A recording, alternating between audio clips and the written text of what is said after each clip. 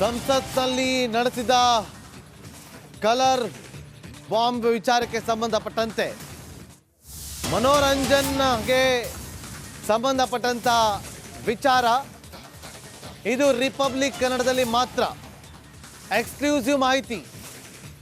Manoranjan travel history exclusive details republic ಕನ್ನಡಕ್ಕೆ ಲಭ್ಯವಾಗಿದೆ. 2013 passport ಅನ್ನು ಮಾಡಿಸಿಕೊಂಡಿದ್ದ.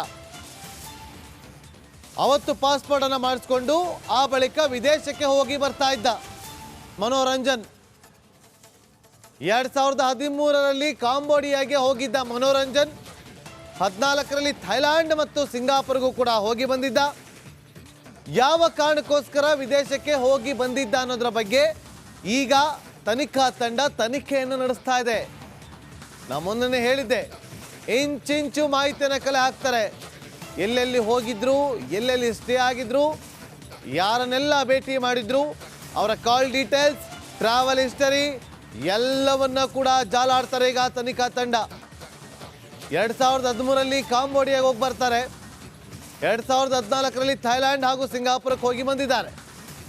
ಯಾವ ಕಾರಣಕ್ಕೋಸ್ಕರ ವಿದೇಶಕ್ಕೆ ಹೋಗಿ ಬಂದಿದ್ದ ಅನ್ನೋದ್ರ ಬಗ್ಗೆ ಈಗ ತನಿಖಾ ತಂಡ ತನಿಖೆಯನ್ನು ನಡೆಸ್ತಾ ಇದೆ ಎನ್ನುವ ಎಕ್ಸ್ಕ್ಲೂಸಿವ್ ಮಾಹಿತಿ ರಿಪಬ್ಲಿಕ್ ಕನ್ನಡಕ್ಕೆ ಲಭ್ಯವಾಗಿದೆ.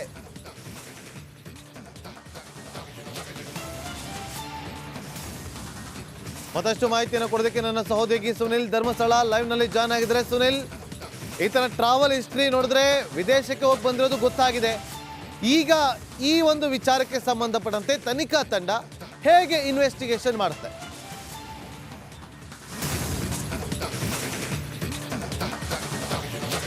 ನಾಗೇಂದ್ರ, ಮನೋರಂಜನ್ ಟ್ರಾವೆಲ್ ಹಿಸ್ಟ್ರಿ ಬಗ್ಗೆ ಈಗಾಗಲೇ ತನಿಖಾಧಿಕಾರಿಗಳು ಸಾಕಷ್ಟು ಮಾಹಿತಿಗಳನ್ನು ಕಲೆ ಹಾಕಿದ್ದಾರೆ. ಅದರಲ್ಲಿ ಗೊತ್ತಾಗಿರುವಂಥದ್ದು 2013 ಈತ ಪಾಸ್ಪೋರ್ಟ್ನ ಮಾಡಿಸ್ಕೊಂಡಿದ್ದ. ತನ್ನ ಮೈಸೂರು ಅಡ್ರೆಸ್ನ ನೀಡಿಕೊಂಡೆ ಆತ ಪಾಸ್ಪೋರ್ಟ್ನ ಮಾಡಿಸ್ಕೊಂಡಿದ್ದ. ಅದಾದ ಬಳಿಕ ಅದೇ ವರ್ಷ ಆತ ಕಾಂಬೋಡಿಯಾಗೂ ಕೂಡ ಹೋಗಿದ್ದ. ಅದಾದ ಬಳಿಕ 2014 ಥಾಯ್ಲ್ಯಾಂಡ್ ಮತ್ತು ಸಿಂಗಾಪುರ್ ಕೂಡ ಹೋಗಿದ್ದ ಅನ್ನುವಂಥ ಒಂದು ವಿಚಾರ ಗೊತ್ತಾಗಿದೆ.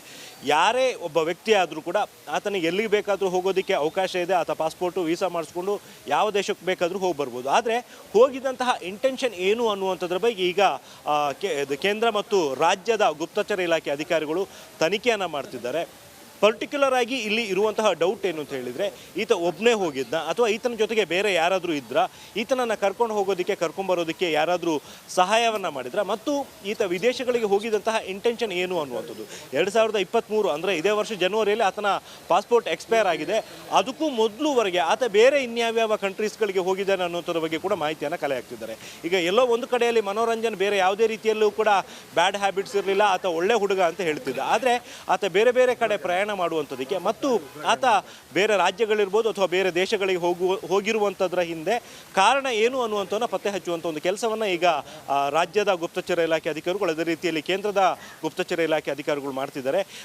ಈಗಾಗಲೇ ಆತನ CDRಗಳನ್ನು ಸಂಪೂರ್ಣವಾಗಿ ಪರಿಶೀಲನೆ ಮಾಡಿರುವಂಥ ಅಧಿಕಾರಿಗಳು ಆತ ಯಾರ್ಯಾರ ಜೊತೆಗೆ ಸಂಪರ್ಕದಲ್ಲಿದ್ದ ಅನ್ನುವಂಥದ್ರ ಬಗ್ಗೆ ಮಾಹಿತಿಯನ್ನು ಕಲೆ ಹಾಕಿದ್ರು. ಅದರ ಬೆನ್ನಲ್ಲೇ ಇದೀಗ ಟ್ರಾವೆಲ್ ಹಿಸ್ಟ್ರಿ ಮೂಲಕ ಆತ ಎಲ್ಲೆಲ್ಲಿ ಹೋಗಿದ್ದ ಅನ್ನುವಂಥದ್ರ ಬಗ್ಗೆ ಮತ್ತು ಯಾವ ಕಾರಣಕ್ಕೋಸ್ಕರ ಹೋಗಿದ್ದ ಅನ್ನುವಂಥನ ಪತ್ತೆ ಹಚ್ಚುವಂಥ ಒಂದು ಕೆಲಸವನ್ನು ಮಾಡ್ತಿದ್ದಾರೆ. Nagendra. Okay, thank you Sunil ನಿಮ್ಮೆಲ್ಲ ಮಾಹಿತಿಗಾಗಿ.